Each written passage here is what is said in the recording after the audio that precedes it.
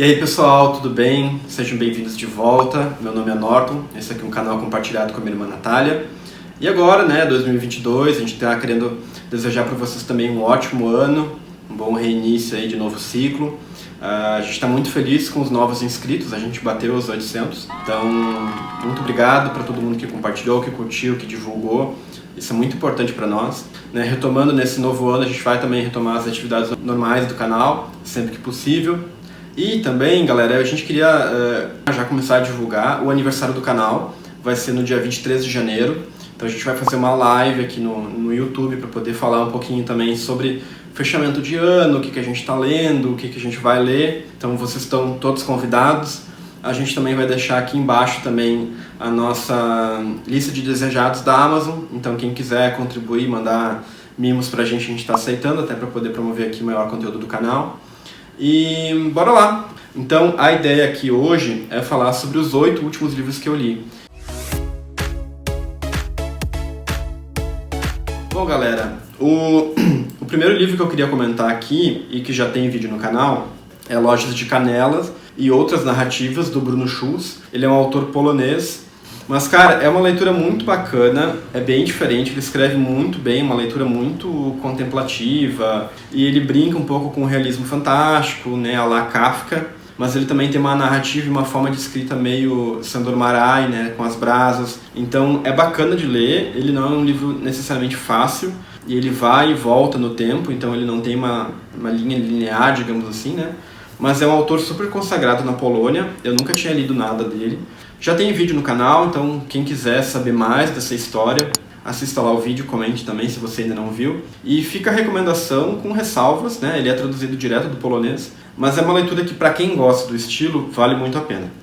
Bom, galera, nessa vibe de poder produzir um conteúdo com maior substância, com maior qualidade, comprei esse box do Carpo, a História da Literatura Ocidental. Ele é da editora Leia e ele é 10 volumes, então ele pega aqui desde da literatura greco-latina, passando nesse volume aqui com relação às primeiras literaturas religiosas cristãs, ali no início da Idade Média, e ele vai até os tempos modernos, ele passa pelo romantismo, o arcaísmo, naturalismo, modernismo. Então eu quero ler esse box todo em linha cronológica para poder formar na minha cabeça uma linha de tempo, para saber, o romantismo surgiu em tal época, em tal lugar, ele era contra, ele refutava tais preceitos, ele manteve tais características e ele inovou em tais pontos, para você ter esse panorama na cabeça e para poder encaixar os autores que você está lendo dentro das escolas literárias, e poder montar assim um mapa mental melhor, Tá passada? E esse aqui é o primeiro volume. Cara, ele é muito bom e ao mesmo tempo é muito frustrante, O Carpo, ele escreve muito bem, é um cara, se eu não me engano, ele era austríaco e foi radicado aqui no Brasil. E ele foi muito importante para a nossa inteligência literária, digamos assim, porque ele veio com uma bagagem muito grande, com um repertório, com muitos autores assim que aqui no Brasil até então, na época, ali no século XX, era meio desconhecido. E o Carpo aqui, ele passa então um panorama. E por que eu falo que é muito bom? Porque ele realmente te dá muita informação, mas ao mesmo tempo uma informação muito curto, Às vezes você fica, quero saber mais desse autor, mas ele só dedica uma página, um capítulo, enfim. Mas ele é legal, assim, para porta de entrada, para você ter uma ideia geral. Eu não curti tanto essa edição aqui, porque ele é uma edição bem... é um panfletinho, que nem fala minha irmã. Mas, assim, fica a recomendação desse livro para quem quiser saber mais, e ter maior repertório de literatura. Bom, galera, daí esse livro aqui já tem vídeo no canal. Eu li ele para a época do Desafio da Victober, também promovido pela Cristina, que é A Ilha do Tesouro, do Robert Louis Stevenson. É uma leitura de aventura, é bacana, infanto-juvenil. Essa edição aqui do Zahar, ela é ilustrada com as ilustrações que tem do original da época, então é bacana para você também poder imergir mais na história. Tem um texto de apoio que é bem legal, fala um pouco da vida do autor. Ele também teve uma vida bastante agitada, apesar de ele ser um cara doente. E aqui a gente tem o clássico da pirataria, A pirataria, começa com esse livro aqui, A gente vai ter o pirata com perna de pau, vai ter o papagaio, vai ter a Ilha do Tesouro, o mapa com um X. Então é bem bacana, é uma leitura leve, para quem quiser ler nas férias é bom. A galera que está começando nos clássicos, é bacana essa edição. Fiz também uma dobradinha do mesmo autor. Esse livro aqui eu já achei infinitamente superior ao outro, porque eu acho que ele traz muito mais camadas. É O Médico e o Monstro, O Estranho Caso do Dr. Jekyll e o Sr. Hyde.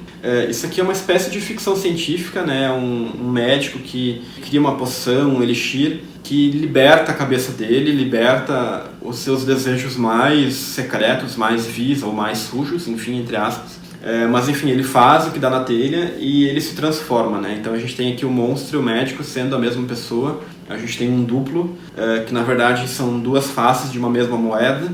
E eu acho que ele traz, assim, muitos assuntos para você poder debater, do ponto de vista antropológico, sociológico, do ponto de vista biológico, social, enfim, é uma leitura maravilhosa, muito curto, muito rápido de ler, e eu recomendo muito essa edição da Penguin. Eu acho que, enfim, toda a edição da Penguin é maravilhosa, mas aqui, cara, tem textos de apoios excelentes que vão...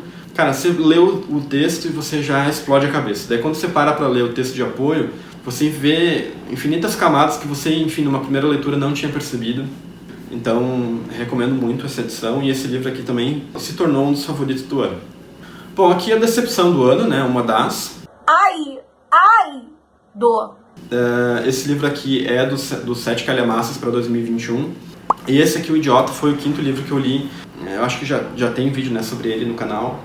Que é um cara que, né, vai para a Rússia para receber uma herança, ele é epilético, e ele faz uma crítica social também, a questão de você viver de aparência, de você privilegiar quem tem dinheiro, né? Então, para quem não tá ligado, né, para quem não se importa com aparência, socialite, dinheiro, numa sociedade muito consumista, muito hipócrita, é visto como idiota, né? Essa é a crítica que o autor faz a essa sociedade. Mas a gente tem aqui uma história com os personagens muito dispersos.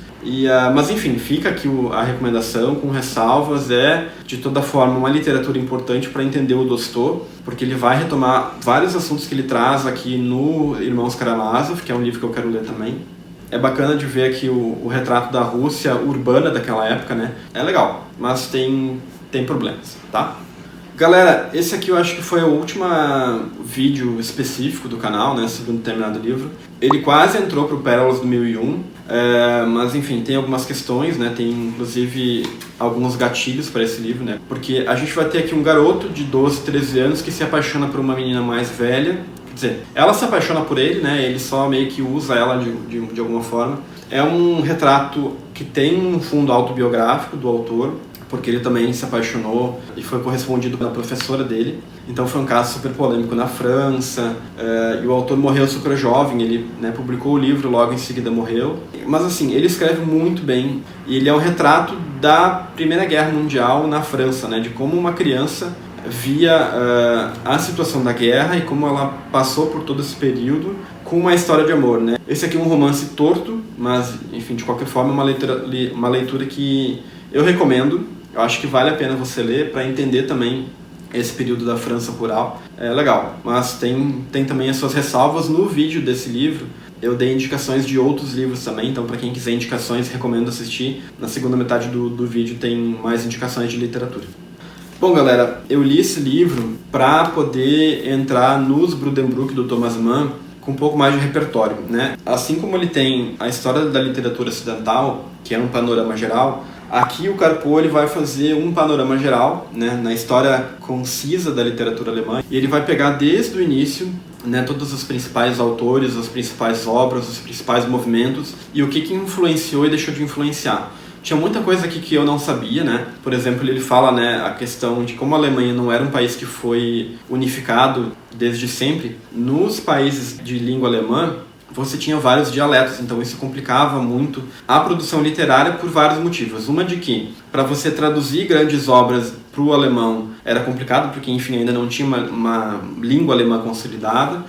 Entre os estados ali também ficava, digamos, você tinha um grande autor no estado X da Baviera. Para que outros estados conhecessem era mais difícil, porque, enfim, o alemão era diferente. Então, entre os próprios alemães era complicado você divulgar a própria literatura.